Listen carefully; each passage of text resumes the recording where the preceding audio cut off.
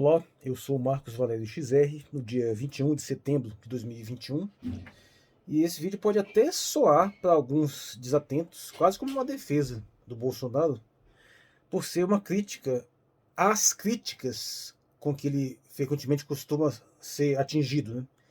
Inclusive nessa ocasião aí na ONU.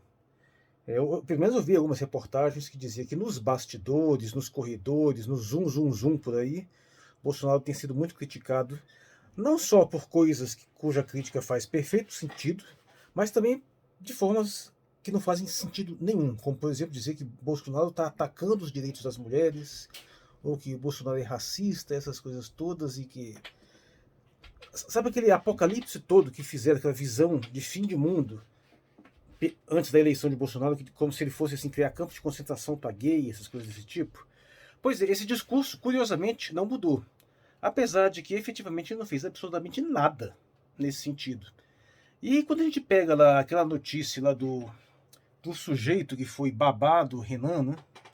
Que era basicamente um negro gay, aí não fica claro se é trans, mas vê que quase que dá para fazer o combo máximo de raça, de alteração de gênero, de transexualidade, de homossexualidade. É porque normalmente o combo máximo costuma se falar que é mulher negra lésbica, né? Só que se você for pensar bem, você poderia colocar o homem trans negro que também é homossexual. Então é difícil saber qual que é o combo máximo. E o cara contratou um rapaz assim para ser babado do filho dele. Então percebe que esse cara não tá nem aí para isso. Nesse sentido, o Bolsonaro não é muito diferente da maioria esmagadora dos brasileiros. A maioria dos brasileiros não está realmente preocupado com isso. Ele pode fazer gozação com o homossexual, ele pode ter algumas reservas em alguns aspectos, mas ele não realmente não se importa.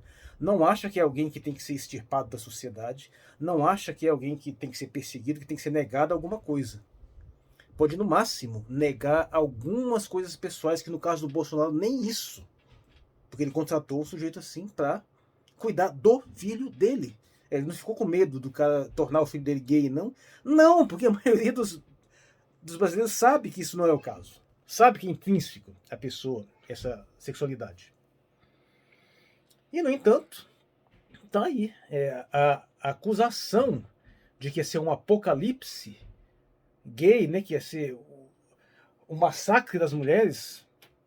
Me diz, que diabo de direito das mulheres que Bolsonaro atacou? Falando, pelo ponto de vista, é o contrário. Ele foi quem mais fortaleceu as políticas feministas, em especial a Lei Maria da Penha. Que é curioso, né? Porque no seu discurso da ONU, que evidentemente é um discurso sobre um universo paralelo, na verdade aquele discurso é basicamente para o bolsonarista em si. Aquele é o mundo no qual o bolsonarista acredita. Um mundo onde, por exemplo, não tem nenhuma suspeita, nenhuma denúncia de corrupção do governo Bolsonaro. É para você ver o grau de autismo, né? Onde os investidores, onde recuperou a confiança dos investidores do Brasil, né? E do Brasil e do mundo. Você fica delirando. Mas veja só, nesse discurso ele afirma que ele é pela família, que tem o fundamento da família, apesar de estar instrumentalizando o maior destruidor de famílias, que é a Lei da Maria da Penha. Assim, o indivíduo realmente parece que acredita nisso. Mas, independente disso, note que nesse sentido de questões raciais, nesse sentido das pautas da neoesquerda, com relação à homossexualidade, a feminismo, ele não fez absolutamente nada contra isso. Nenhuma vírgula. No máximo ele faz piada de mau gosto, fala besteira, isso aí ele fala. Então, aí que é que eu digo. Simbolicamente, ele serve como opositor simbólico, ao mesmo tempo que é um apoiador pragmático. É o combo perfeito, né? Acho que o feminismo nunca teve tão bem nesse sentido, porque você tem esse adversário simbólico com o qual você pode intensificar seu discurso, porque tem lá o malvadão, lá o cara aparecendo, então você meio que eleva o seu discurso também, se apresentando simbolicamente como um defensor também de certas coisas, que no final das contas não defende porcaria nenhuma, e ainda por cima esse mesmo adversário simbólico te beneficia de outra forma. É aquela analogia que eu já usei em mais de uma ocasião, que é até bom repetir, como se tivesse um vizinho que ao mesmo tempo que faz uma pose de que é seu inimigo, de que quer destruir, ao mesmo tempo ele mesmo está te dando um monte de arma. É um negócio assim, meio surreal, né? Todo mundo queria ter um inimigo assim. Mas assim, o ponto nem é tanto esse. O ponto sendo mais específico, sendo um neocon, que Bolsonaro ele é um neocon, é um liberal. Lembre-se que desde a sua campanha da presidência, ele já tinha deixado de tocar na maior parte dos assuntos que o tornaram popular. Ele simplesmente começou a dizer que o grande objetivo do seu governo era tornar o Brasil um país mais liberal. Mas, ao mesmo tempo, ele tem essa aparência de conservadorismo. Em suma, ele é um neocon, é um liberal conservador com o combo completo, que é liberal na economia, conservador nos costumes e que defende o excepcionalismo norte-americano, o imperialismo, o fato que os Estados Unidos tem que ser um país que tem que mandar no mundo, e defende Israel. É o combo neocon completo. O neocon é, de uma certa forma, o espantalho perfeito, né? Não só espantalho, mas porque ele, ao mesmo tempo que ele serve como oposição simbólica ao liberalismo de esquerda, mas ao mesmo tempo, sendo um liberal na economia, ele, por outro lado, também reforça, como eu vivo dizendo, liberalismo econômico sempre vai levar a liberalismo cultural. Pode até não assumir, mas na prática é o que acontece. A elite do liberalismo econômico, o que é? São as megacorporações, são os grandes bancos, os grandes financistas, que são todos liberais culturais, são todos feministas, são todos apoiando o racialismo, apoiando a pauta LGBT. Então, assim, isso é amálgama, isso é orgânico. No sentido contrário, também acontece. O liberalismo cultural também vai levar ao liberalismo econômico, só que demora mais, porque a resistência simbólica é maior. Então tem um passo mais longo, mas acontece também meio que infalível. Você já pode observar, se você acompanha, tem a paciência para ir acompanhando determinados liberais de esquerda por aí, como o próprio Henri Bugalho, como Pedro Doria, a própria Gabriela Prioli, esse pessoal que tem coisas interessantes a dizer em alguns aspectos, todos eles já estão há muito tempo se movimentando na direção do liberalismo pleno. Eles começam num sentido assim de um liberalismo cultural, mas eles vão infalivelmente até fazer a defesa plena do sistema econômico liberal, da democracia liberal. E aí abandonar qualquer tipo de pretensão. Aliás, tem um vídeo muito interessante, é que realmente eu não gosto, né? Eu tenho muita... É meio chato assistir o tal do Pedro Doria lá do meio. Mas ele fez um vídeo em defesa da Tabata Amaral, que na verdade ele usou a Tabata Amaral para fazer uma defesa do liberalismo político e econômico geral.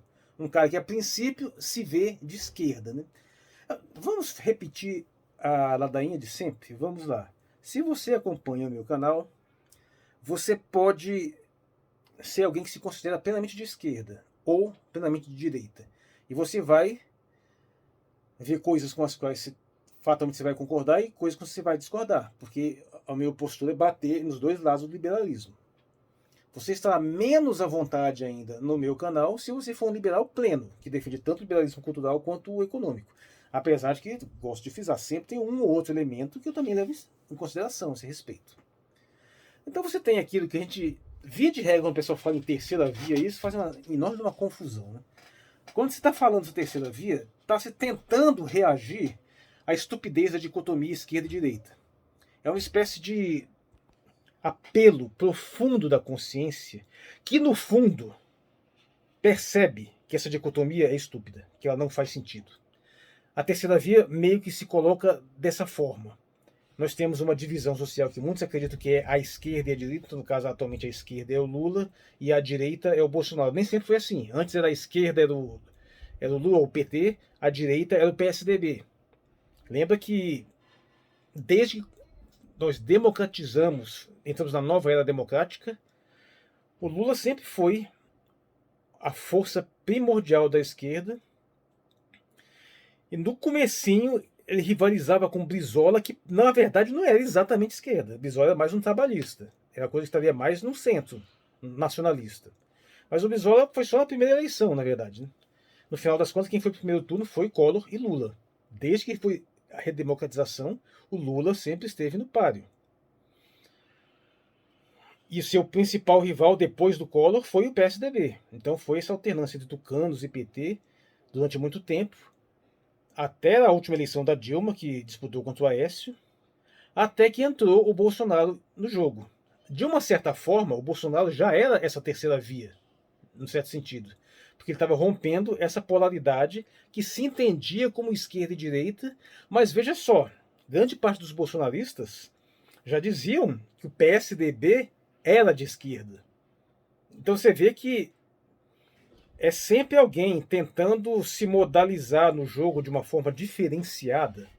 Então você tinha lá a esquerda e a direita que eles consideravam falsas porque o PSDB também era de esquerda. Num certo sentido, tem razão, em alguns aspectos. Só que o PT também seria de direita em outros aspectos. Ou seja, essa dicotomia é imprestável. Então o Bolsonaro surgiu como essa terceira via. E aí o que acontece? Como é que funciona o imaginário popular? Aí ele passa a ser a direita. E nesse sentido, passa a representar até melhor, porque ele simboliza não só a atração à direita pelo liberalismo, quanto também pelo conservadorismo. Então, de uma certa forma, nessa dicotomia, ele até ilustra melhor uma polarização mais radical, onde você poderia considerar como terceira via até o próprio PSDB. Mas como o PSDB aparentemente está meio que neutralizado, eu acho que o PSDB hoje só teria a chance de voltar à presidência se tanto Lula quanto Bolsonaro saíssem do páreo. Por exemplo, se o Bolsonaro tiver a candidatura impugnada, que é bem possível, ou nem concorrer, que também é bem possível, ele sair fora, e Lula não puder concorrer por algum motivo, melhor, se nem PT e nem ninguém dos Bolsonaros pudesse concorrer, porque pode ser que o Bolsonaro lance um dos filhos dele, né? Se nenhum dos dois pudesse concorrer, aí o PSDB teria chance. Aliás, eu acho até que o PSDB ganharia. Por exemplo, que a maior liderança seria Ciro, e ele poderia enfrentar um tucano. E eu acho que esse tucano poderia absorver a maior parte dos votos dos bolsonaristas. Teria até chances de ganhar. Portanto, tome muito cuidado. Outro dia eu tive até uma discussão com o pessoal da Nova Resistência a esse respeito, que estavam pensando como é que seria o caso de tirar Lula e Bolsonaro do páreo. Isso aí provavelmente vai dar vitória pro PSDB. Claro, tem que pensar mais nisso. Mas, de uma certa forma, agora se coloca como terceira via o Ciro, que eu acho até mais adequados mesmo. Por quê? Porque o Ciro está mais próximo do nacionalista. Está mais próximo do que era Brizola, apesar de que tem um estranhíssimo distanciamento assim, discursivo do Ciro em relação ao trabalhismo brisolista antigo. Né? É uma coisa que eu pretendo abordar com mais profundidade assim que eu comentar. Eu vou fazer um vídeo específico sobre o Ciro Gomes assim que eu terminar de ler o livro dele, porque tem uma certa confusão aqui de afazeres que está meio que me enrolando um pouco. Mas o pessoal fala numa terceira via, o importante é isso, fala-se numa terceira via por uma percepção intuitiva de que dividir a sociedade de forma bipolar não funciona. Você precisa de ter uma alternativa. Alguns vão rejeitar, em geral, o pessoal que abraçou essas polaridades vai rejeitar essa terceira via jogando ela para o lado oposto. Por exemplo, o petista diz que o Ciro é de direita. E vai ter gente lá, tanto bolsonarista, dizendo também que o Ciro é de esquerda. Embora o Ciro está tomando um cuidado maior de se manter longe da associação com a esquerda do que o contrário. Porque ele tem como estratégia cooptar grande parte do eleitorado bolsonarista. De certa forma, ele já está prevendo um colapso maior do bolsonarismo, provavelmente pela sua impossibilidade de disputar as eleições. Lembre que caso o Bolsonaro, o Jair, não possa concorrer e concorra um dos filhos dele, esse filho não consegue cooptar todos os votos deles, do Jair. Vai cooptar todos os votos da base absolutamente fanática e fiel, que eu creio que seja entre 10% e 15%. Mas tem sempre uns 5% a mais que flutuam. E eu creio que o Ciro tenderia a conseguir capturar a maior parte desses 5 a 10% que ainda orbitam em torno de Bolsonaro, mas sem ser bolsonaro raiz mesmo. Então eu acho que é uma estratégia que faz um certo sentido. Ao mesmo tempo que tenta capturar votos do PT. Né? Por exemplo, se Lula não concorre, mesma coisa, Lula não consegue transferir todo o eleitorado dele para aquele sucessor que ele quiser. Não conseguiu fazer isso com Haddad. Talvez numa próxima ocasião conseguisse, porque hoje o trauma contra o bolsonarismo está maior. Né? Mas mesmo assim, pode apostar que alguns votos vão parar no Ciro, que é essa terceira via. Mas conectando essa questão com o começo do vídeo, o ponto é que, intuitivamente, da mesma forma como se percebe que uma terceira via tentar fugir desse dilema farsesco, em grande parte isso coopta também uma realidade estrutural do povo brasileiro, e da maioria dos povos do mundo, que no fundo não está nem aí para essa palhaçada de liberalismo cultural. Não é porque ele não se interessa pelas pautas, exatamente porque ele não é homofóbico. Ele não está preocupado em defender casamento e defender banheiro transgênero, porque ele não é transfóbico. Isso não tem nada a ver. Ele lida com isso de uma forma parecida com o que o Bolsonaro lidou. Não está nem aí. Às vezes é bufão, é gozador, às vezes faz piadinha, às vezes piadinhas de mau gosto até, realmente. Mas na vida pessoal, não está preocupado com isso. Não está preocupado em perseguir ninguém, não está preocupado em impedir mulher de fazer isso, não está preocupado de tomar uma atitude efetiva contra negro, uma atitude efetiva no sentido de você realmente, deliberadamente, não dar um emprego para a pessoa porque ela é negra. Eu acho que tem muito poucas pessoas assim no país. Existe um racismo, claro, que de uma forma mais sutil, mas que não chega às raias de ser algo tão grave. Grave nesse sentido, de você deliberadamente, em função da aparência, em função da raça, tomar uma atitude drástica contra a pessoa. Tem aquela estrutura residual, né? Como a maioria dos negros são pobres, então você tem a sociedade é toda arquitetada para dificultar a vida do pobre, isso é fato. Então isso ressoa na população mais negra. Mas, essencialmente, o brasileiro não é assim. Não existe racismo estrutural nesse sentido insano aí do Silvio Almeida, isso é uma fraude total. Tem alguns vídeos que eu já toquei nesse assunto, mas deveria até tocar mais especificamente. É um negócio louco. Assim como existe um machismo estrutural, no sentido de deliberadamente prejudicar a mulher, geralmente, quando alguém está se colocando numa terceira via, em grande parte tem uma percepção intuitiva disso. Não quer abraçar a esquerda plenamente, porque ela vem cheia dessas palhaçadas, cheia dessas fraudes, desse discurso fajuto, que qualquer pessoa com o mínimo de vivência entende que isso é fajuto. E, ao mesmo tempo, essa pessoa não quer abraçar aquele liberalismo econômico espúrio, que inclusive está em grande parte, está no PT também. O fato do Lula de ter simplesmente resolver dizer aí que considera colocar empresas públicas como sociedade de economia mista, isso é um balde de água fria em qualquer um que acha que tem uma esperança dele fazer um governo um pouco mais, pelo menos minimamente parecido com o que era anteriormente, que é estruturalmente impossível. Não tem como ter um governo assim, em termos de áreas econômicos, tão bem sucedido quanto foi o anterior. Com certeza seria melhor que essa desgraça que está aí. Mas, assim, dar aquela recuperada, voltar para aquela era Lula, você esquece, é impossível. Nem ele, nem ninguém, nem o Ciro vai conseguir fazer isso. Qualquer um é capaz de fazer uma coisa melhor do que esse que está aí. Mas não crumb your enthusiasm, né? É uma expressão em inglês que diminua suas expectativas, né? Eu cheguei a parodiar dizendo Trump your enthusiasm com relação a Donald Trump. Então essa terceira via é uma percepção intuitiva disso. Uma percepção intuitiva da fraude que é essa dicotomia e que absorve também essa noção do quão são fajutas essas pautas da neoesquerda, bastando você olhar para o próprio bolsonarismo para ver o grau de fajutice, que está cheio de mulher apoiando o Bolsonaro, está cheio de negro apoiando o Bolsonaro, está cheio de gay apoiando o Bolsonaro. Assim, é uma coisa assim que não tem contato com a realidade. Só a militância organizada paga, que contamina uma militância não paga, mas que funciona como se fosse paga, diretamente organizada, indiretamente organizada, né, é que compra essa fraude. E aí, sim, indo para a questão final, né, porque nem queria fazer um vídeo tão longo, que ia ser uma reflexão um pouco esporádica, né, que surgiu agora. Quando você observa toda essa sutileza, você vê que no final das contas, essa terceira via também acaba sendo uma espécie de armadilha conceitual. É quase um modo de segurança da dicotomia farsesca liberal. A fraude, o teatro de fantoches liberal, força a gente a essa dicotomia entre esquerda e direita. Mas ele também já prevê uma falsa terceira via. Não estou dizendo que uma dessas terceiras vias componentes da não seja falsa, mas ele já prevê essa modalidade. E o que é a terceira via? É o liberal puro. É que está a grande sacada.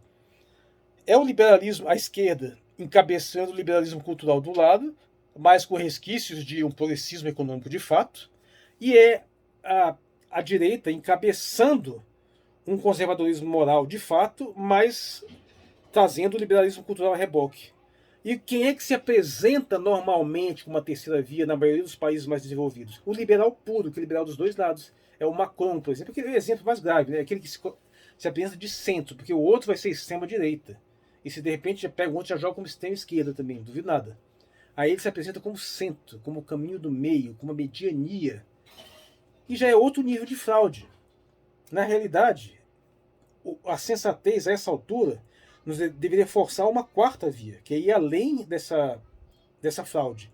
Porque qualquer um que se apresente como uma terceira via real, popular, unindo direita cultural mais esquerda econômica, vai ser jogado provavelmente na extrema-direita. Podendo ser jogado na extrema-esquerda, dependendo do caso também. Ou seja, vai ser jogado para o extremo, não vai ser reconhecido como uma terceira via autêntica. Então talvez faça mais sentido você falar numa quarta via. Porque estão admitindo a terceira via como algo que não é extrema-direita. Estão jogando o bolsonarismo para a extrema-direita. Então tem essa brecha que você pode, dentro desse sistema farsesco, explorar e tentar construir um novo discurso que até tem a ver com você associar a quarta teoria política também. Então, não necessariamente, mas facilita você gerar essa identificação dessa quarta via. Em suma, para sintetizar, existe aquela estrutura conceitual básica, praticamente metafísica, de que toda bipolaridade é absurda, literalmente falando, para abarcar o total da realidade. Você tem que ter pelo menos um trinarismo, mas que todo trinarismo também oculta um quarto elemento. Eu tenho alguns vídeos que eu toquei nesse assunto, mas é para você absorver mais essa ideia da complexidade da realidade. Então, e chegando pelo menos nesse nível, né, você vai além de um extremo de outro, da opção 1 e da opção 2, surge a terceira via, mas você tem que ir além dessa terceira via, chegar numa quarta e possivelmente, de acordo com o seu desenvolvimento, vai mais ainda, mostrando como a realidade é complexa, o quão ela foge de rótulos, o quão ela foge de extremos, e ela te obriga a ter uma visão muito mais lúcida que foge dessas rotulações, dessas reduções bruscas, né? E, de uma certa forma, tudo isso pode ser observado concretamente no próprio fenômeno do Bolsonaro em si, em parte do bolsonarismo também, que por mais tosco, por mais imbecil, por mais irracional em vários aspectos, ele ainda assim tem essa comunicação com a realidade concreta do povo brasileiro, que não está realmente preocupado com uma série de questões. O povo brasileiro não é racista em nenhum sentido relevante, como dito pelos racialistas. Tem um racismo sim, mas no outro sentido. Ele não é racista igual o norte-americano. O povo brasileiro não é homofóbico, nem transfóbico porcaria nenhuma. Pelo menos não no sentido grave como eles colocam. E infelizmente estamos aí sob a batuta de pessoas que fazem acusações falsas ao Brasil. Estão sempre fazendo. Rótulos falsos que constroem políticas, visões ideológicas, edifícios intelectuais e políticos inteiros baseados numa mentira deslavada. E estamos meio que refém desse pessoal. Infelizmente, o próprio Ciro Gomes vai mais ou menos nessa direção. Está meio que se sentindo armadilhado. Ele evita falar sobre isso, mas toda vez que alguém pressiona ele na parede, ele dá uma respostinha politicamente correta. Mas é isso. Eu encerro por aqui. Eu sou o Marcos Valério XR. No dia 21 de setembro de 2021. Obrigado por sua atenção.